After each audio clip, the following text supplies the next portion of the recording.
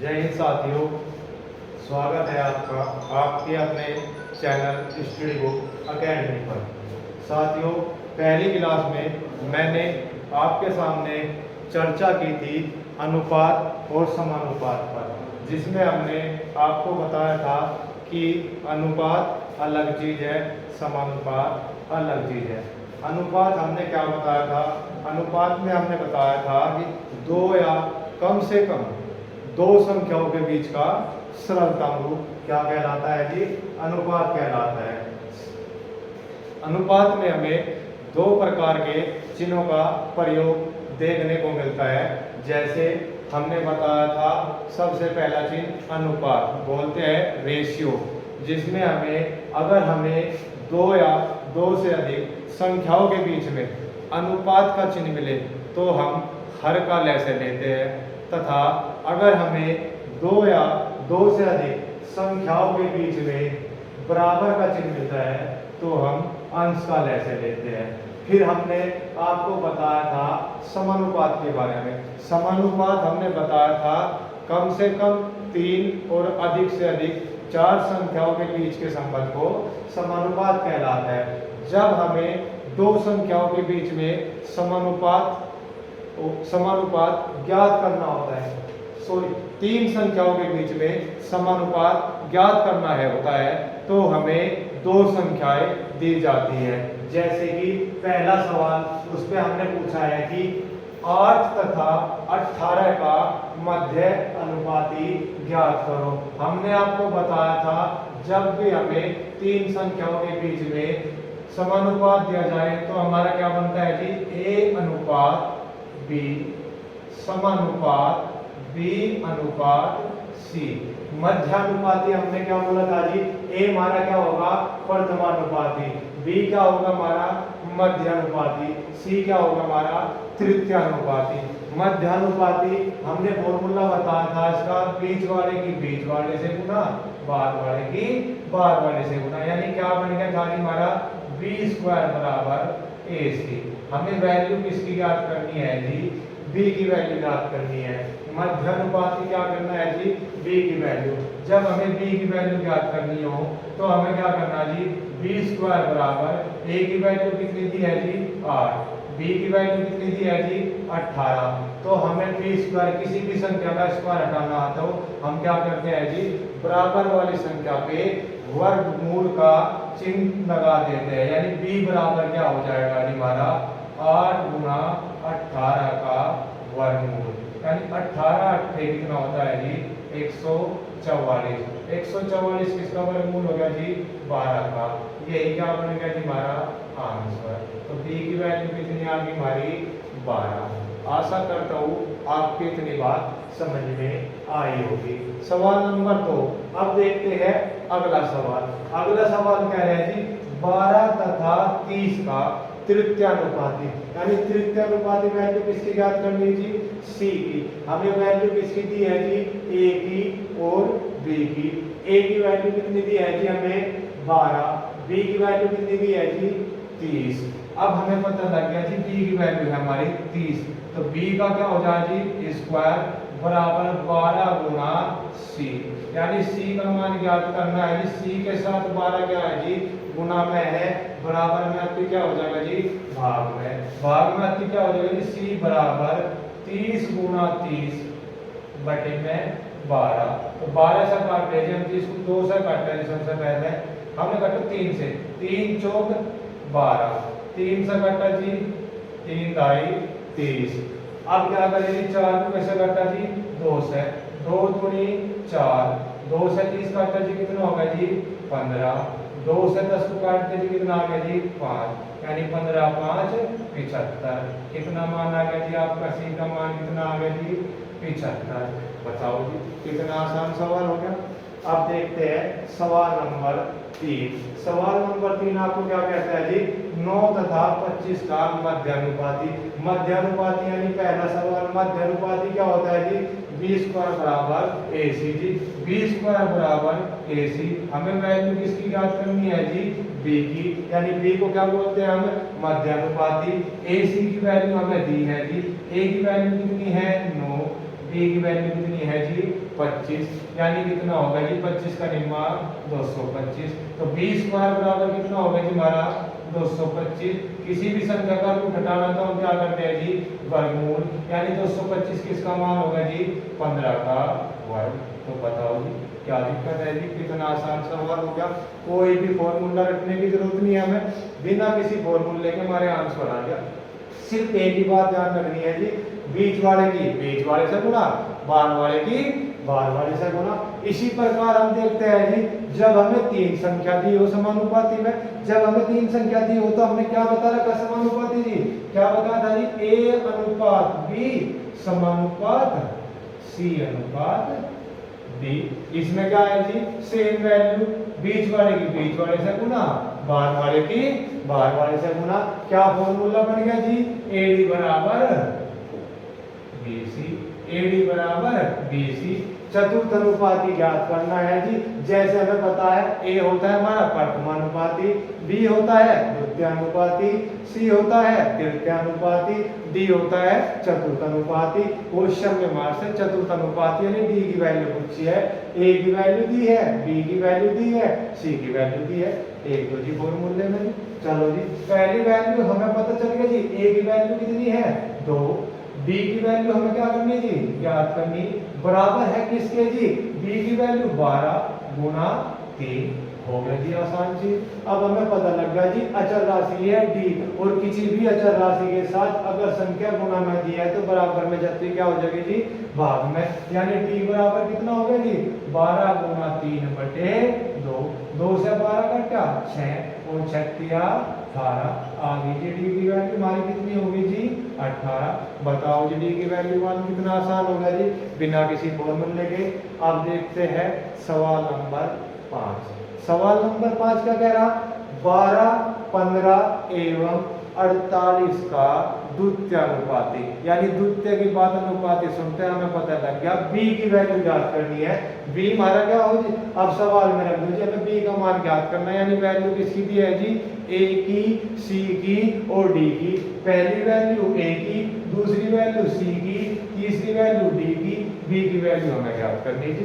चलो जी देख लो जी ए की वैल्यू फॉर्मूले में ए की वैल्यू होगी 12, बी की वैल्यू हमें ज्ञात नहीं, लेकिन पहले क्या होगा डी की वैल्यू, डी की वैल्यू कितनी होगी जी हमारी 48, डी की वैल्यू कितनी होगी जी 48 बराबर हो गया बी की वैल्यू ज्ञात करनी और सी की वैल्यू कितनी होगी हमारी 15।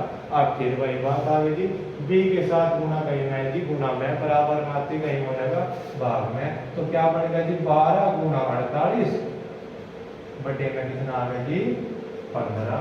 12 गुना 48 बराबर में कितना आ गया जी बटे में 15। काटियो जी 5 दिया, 5 से 3 से कटे जी 3 पंजे 15, 3 से 12 कटे जी 3 चौक 12। अब हमने गुना कर दीजिए 48 के साथ में 4 की, क्योंकि 5 से हमारा 48 नहीं कटता, तो 4 थे 32, 32 का 2 का हासिल लगे 3, 4 चौक 16 और 3 कितना हो गया जी 19, 192 बटे 5। आप कह सकते हो जी आंसर ये भी होगा जी। इस तरह आंसर नहीं दिया तो हमें क्या करना है जी संख्या को 5 से भाग दे दो, तो 5 से 19 को भाग दे जी कितना चल गया 5 तिया 15, 15 19 में से 15 घट गए, कितने बच गए जी 4, उतार लिया हमने 2 का, यानी 42 होगा जी। 5 अट्ठे 40, 40 घट गए जी 42 में से कितने बच गए 2, नहीं मान के चलते जी पॉइंट लगाया, उतार ली 0, यानी हो गया 20, 5 चौक 20। तो द्वितीय अनुपाती संख्या कितनी आ गई जी 38.4। आशा करते हैं आपकी इतनी बात समझ में आई होगी। सवाल नंबर अब देखते हैं अगला छठा सवाल। छठा सवाल हमें क्या कह रहा है जी 0.2, 1.2 तथा 0.3 का प्रथमानुपाती, प्रथमानुपाती क्या हो जी हमारी वैल्यू ए की वैल्यू ज्ञात करनी है जी। चलो जी ए की वैल्यू होगी ये जी, दूसरी वैल्यू हमारी क्या है बी, ये क्या है जी हमारा सी, ये क्या है जी डी। फॉर्मूले में रखा डी की वैल्यू ए के साथ डी क्या है जी 0.3 बराबर है किसके जी बी की वैल्यू हमारी बी की वैल्यू कितनी है जी 0.2 और सी की वैल्यू कितनी होगी जी 1.2। चलो जी ए के साथ 0.3 गुना में तो बराबर में जब पे कहीं होगा जी भाग में, यानी ए बराबर हो जाएगा जी 0.2 गुना 1.2 बटे में कितना होगा जी 0.3। एक अंक छोड़ गया पॉइंट क्या नीचे है जी, एक अंक छोड़ गया पॉइंट ऊपर है जी, पॉइंट से पॉइंट खत्म। 3 से 12 कट्टा जी कितना आ गया 4, 3 चौक 12, 4 की 2 में गुना कर दो जी, 4 की 2 में गुना करते जी 4 दूनी 8, एक अंक छोड़ का पॉइंट था जी, एक अंक छोड़ का पॉइंट लगा दिया। बताओ जी आ गया जी हमारा आंसर। बताओ कितना आसान सवाल हो गया। उम्मीद करते हैं समानुपात में आपके बात समझ में आई होगी। चलो जी अब देखते हैं जी हम साथियों, पहले टाइप का सवाल आपके समझ में आया होगा। अब बात करते हैं टाइप नंबर 2 की। टाइप नंबर 2 में हमसे किस प्रकार के सवाल पूछे जा सकते हैं, जैसे कि ए अनुपात बी बराबर 1:2 तथा बी अनुपात सी बराबर 3:2 हो तो ए अनुपात बी अनुपात सी ज्ञात करो। सबसे पहले हमें पता है जी ए की वैल्यू 1 है, बी की वैल्यू 2 है। अनुपात में हमने इतनी बात आपको बताई थी। हमें इस सवाल में सिर्फ इतना ध्यान रखना है जिसकी वैल्यू 2 बार दी है। किसकी वैल्यू 2 बार दी है जी, बी की वैल्यू यहाँ पे भी है जी, बी की वैल्यू यहाँ पे भी है।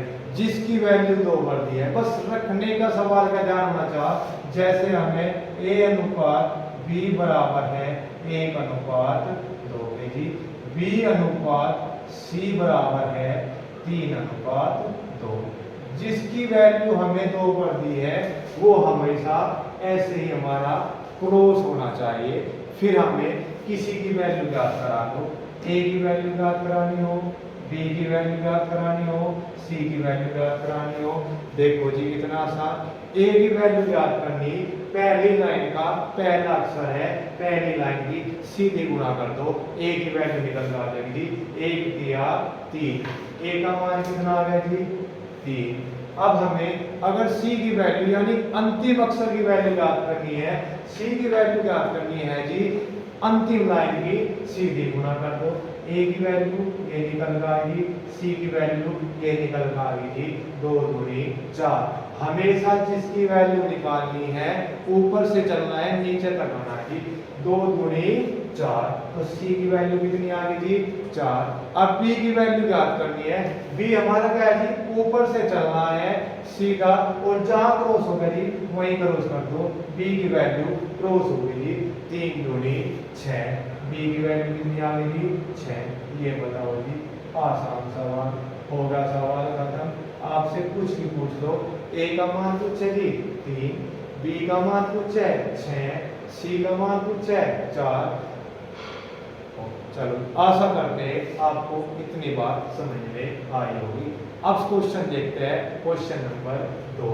क्वेश्चन नंबर 2 क्या कह रहा जी, ए अनुपात बी बराबर है 4:5 तथा बी अनुपात सी बराबर है 5:9 हो तो ए अनुपात बी अनुपात सी ज्ञात करो। जी देखते हैं, हमने आपसे बताया था जिसकी वैल्यू 2 बार दी है सिर्फ उसे क्रॉस रखना जी, क्रॉस रखना जी। ए बी की वैल्यू हमें कितनी दे दी थी 4 5, बी सी की वैल्यू कितनी है जी 5 9। लो जी हम आपके साथ यही रख देते हैं, बी सी की वैल्यू कितनी हो जाएगी 5:9। अब कर दो जी, गुणा करनी है हमें बी की वैल्यू, ए की वैल्यू ज्ञात करनी है जी 4 पंजे 20। पहला अक्षर है नीचे तक आना जी, सीधा ए की वैल्यू निकल आ गई। ए की वैल्यू कितनी आ गई जी 20। बी की वैल्यू ज्ञात करनी है जी 5 पंजे 25। बी की वैल्यू ज्ञात करनी थी, कितना आ गया 5 पंजे 25। बी क्रॉस है जी, क्रॉस गुणा कर दी। सी की वैल्यू ज्ञात करनी थी, सी क्या है लास्ट का अक्षर है, ऊपर से चलो नीचे तक सीधी लाइन गुणा कर दो जी 5 9 45। सी की वैल्यू कितनी आ गई जी 45। ये हो गया हमारा आंसर। अगर लेकिन हमने आपको बताया था अनुपात का मान होता है सरलतम रूप। ये हमारा सरलतम रूप नहीं है, इससे छोटा होगा जी। हाँ जी देखो जी 5 से काटा 5 चौक कितना होगा जी 20। बी की वैल्यू करनी 5 से काटा जी 5 पंजे 25। सी की वैल्यू याद करनी जी 5 45। सी की वैल्यू कितनी आ गई जी 4:5:5:9। ये हो गया हमारा आंसर। चलो जी कितना आसान सवाल हो गया जी, आंसर हमारा आ गया जी। इसी प्रकार हमारा क्वेश्चन नंबर 3, क्वेश्चन नंबर 3 भी क्या है जी, सेम सवाल है। ए अनुपात बी बराबर देखिए जी 3:1 है। बी अनुपात सी बराबर देखिए जी 4:5। अब हमें वैल्यू याद करनी थी ए बी सी की। अगर हमसे डायरेक्टली पूछे ए की वैल्यू याद करो, सी की वैल्यू याद करो, कितना आसान सीधा मान निकल के आ जाएगा जी। ए की वैल्यू याद करनी 4 दिया 12। बी की वैल्यू याद करनी जी क्रॉस है जी, क्रॉस गुणा कर दी 4 1 4। सी की वैल्यू याद करनी है जी लास्ट वाली लाइन में नीचे आना जी, लास्ट वाली लाइन का जी, लास्ट वाली लाइन की सीधी गुणा कर दी जी 5 1 5। ये निकल कर आ गया जी हमारा सी की वैल्यू। उम्मीद करते हैं आपको हमारी अब तक की सारी बातें समझ में आई होगी। अब हम चर्चा करेंगे जब हमें 3 संख्याओं का बीच में अनुपात ए बी बी सी और सी डी दिया हो, तो हमें क्या याद करना होगा, ए अनुपात बी अनुपात सी और सी अनुपात डी दिया हो। तो अब ऐसे सवाल लेते हैं जी।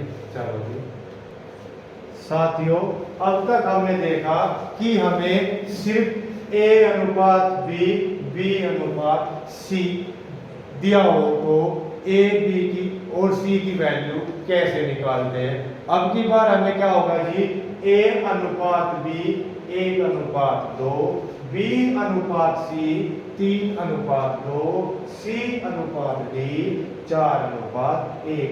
तो ए अनुपात बी अनुपात सी अनुपात डी याद करो जी। बिल्कुल आसान सवाल, जैसे सेम बात पहले बताई थी जी। ए की वैल्यू याद करनी जी, ए की वैल्यू याद करनी पहली वाली लाइन की सीधी गुणा कर दो जी। 1 या 3 3 जोग 12, ए की वैल्यू निकल आ गई जी 12।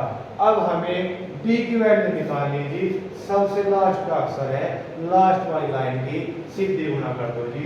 2 दूनी 4 4 1 4। डी की वैल्यू कितनी आ गई जी 4। बी की वैल्यू याद करनी, अगर हमें बी की वैल्यू याद करनी तो सबसे पहले ये देखो जी, बी दूसरी लाइन से शुरू होता है, दूसरी लाइन से शुरू हो गया और जहां पर भी क्रॉस हो गया जी वहां से क्रॉस कर दिया जी। 3 दूनी 6 और खत्म हमेशा कहां करना जी, नीचे आ गया। खत्म हमेशा कहां करना जी, नीचे आ गया जी। 2 दिया 6 और 6 चौक 24। तो बी की वैल्यू कितनी आ गई हमारी 24। अब वैल्यू सी की वैल्यू याद करनी जी, सी की वैल्यू याद करनी जी है तो दूसरी लाइन में हमेशा बताया था ऊपर से चलना। ये अक्सर दूसरी लाइन से शुरू है जी, दूसरी लाइन में ऊपर से चलेगी। यहाँ से आते क्या होगा जी, बी क्रॉस होगा यानी अंत तक आ गए, यानी नीचे तक आ गए। इनकी कैलकुलेशन कर लो जी। 2 दूनी 4 4 चौक 16। तो सी की वैल्यू कितनी आ गई जी 16। अब हमसे पूछा जी ए अनुपात बी अनुपात सी अनुपात डी कितना आ गया जी 12:24 24:16:4। क्या छोटा हो सके जी, हाँ जी सारी वैल्यू 4 से है, हाँ जी काट दो, क्योंकि अनुपात का मतलब क्या हो जी, सरलता हो। तो 4 1 4 4 चौक 16 4 चिक 24 4 दिया 12 जी। ये आ गया हमारा बिल्कुल राइट आंसर।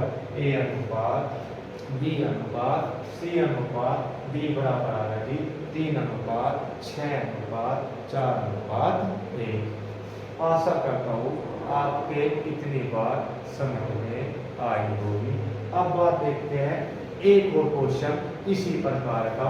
जैसे सवाल क्या है जी, ए अनुपात बी बराबर दिया है 2:3, बी अनुपात सी बराबर 1:2, सी अनुपात डी बराबर 2:5। याद क्या करना जी, ए अनुपात बी अनुपात सी अनुपात डी। हमने आपको पहले भी बताया था, फिर से बता रहे जी, जिसकी वैल्यू 2 बार दी है वो हमेशा क्रॉस होना चाहिए। जैसे b की वैल्यू यहाँ है जी, क्रॉस है, c वैल्यू यहाँ भी है जी, यहाँ भी क्रॉस है। अब फिर क्या रखना, बस याद रखना कि तरीका इससे अलग ना रखो।